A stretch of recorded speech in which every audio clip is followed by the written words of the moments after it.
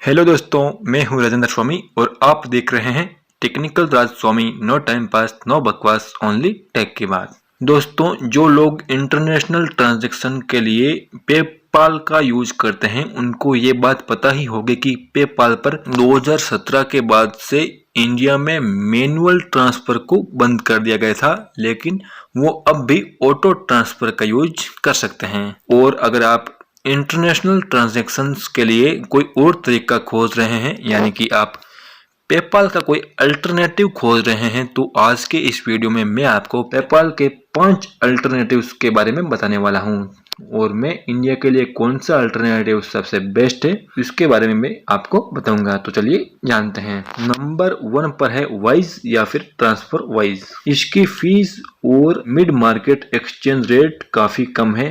Wise आमतौर पर किसी भी ट्रांजैक्शन के लिए कुल राशि का 1% चार्ज करता है, जो पेपाल के चार्ज का लगभग 1/3 है।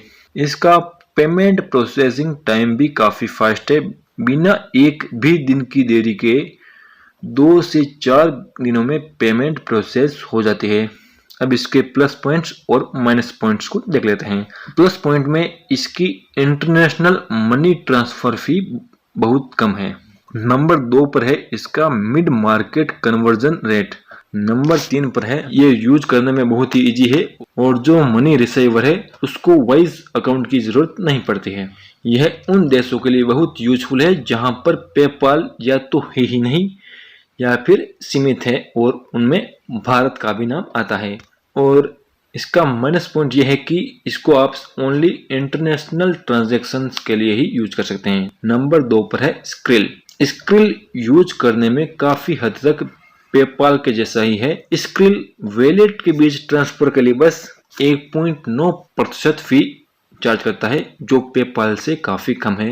लेकिन अगर बात करें इसकी इंटरनेशनल ट्रांजैक्शन चार्ज की तो वो काफी ज्यादा है।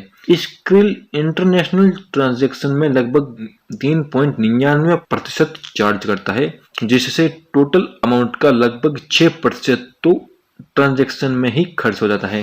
और यदि आपकी करेंसी स्क्रिल में सपोर्टेड नहीं है तो स्थिति और भी बुरी हो सकती है। यह चार्ज लगभग 12 से 15% तक हो सकता है। और अधिकतम वॉलेट लिमिट इंक्रीज करने के लिए अतिरिक्त वेरिफिकेशन की आवश्यकता हो सकती है। यदि आप यूरोप में हैं तो आप जहां कहीं भी मास्टर कार्ड स्वीकार किया जाता है, आप सीधे स्क्रिल वॉलेट में पैसे का उपयोग करने के लिए एक निःशुल्क स्क्रिल प्रीपेड मास्टर कार्ड प्राप्त कर सकते हैं। नंबर 3 पर है ट्रांसफास्ट। ट्रांसफास्ट ट्रांसफर वाइज के जैसा ही है, क्योंकि यह आपको प्राप्तकर्ता के सीधे बैंक खाते में अमाउंट जमा करने देता है। हालांकि केवल अमेरिकी ही दुनिया भर में पैसा भेजने के लिए इसकी सेवा का यूज कर सकते हैं। यह संयुक्त राज्य अमेरिका और 50 अन्य देशों में ऑनलाइन लेन देन को सपोर्ट करता है, जिनमें कुछ असमर्थित पेपाल देश भी हैं। ट्रांसफास्ट प्रत्येक लेन देन पर एक निश्चित $4.99 का चार्ज करता है और 1000 से अधिक स्थानांतरण पर कोई शुल्क नहीं लेता है। और कुछ देशों में तो स्थानांतरण भी निःशुल्क है, जैसे कि भारत या नाइजीरिया।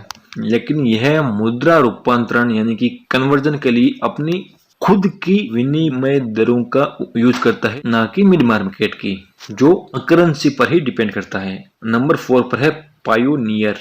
पायोनियर पेपाल से काफी अलग है, लेकिन फिर भी यह बेहतरीन ऑनलाइन ट्रांजैक्शन का तरीका है। पायोनियर मास्टर कार्ड के थ्रू काम करता है, जो $25 के वार्षिक रखरखाव चार्ज, यानी कि अगर आप इसका यूज करेंगे तो आपको हर साल $25 इसके रखरखाव का चार्ज देना होगा। और यह आपके घर पर मुफ्त में भेजा जाता है और आप कहीं भी इस कार्ड का यूज कर सकते हैं जहां पर मास्टर कार्ड स्वीकार किया जाता है। और जब आप अपनी स्थानीय मुद्रा में पैसा निकालते हैं तो आपको 2% का निकासी शुल्क लगता है। नंबर 5 पर है एक्सप्रेस मनी।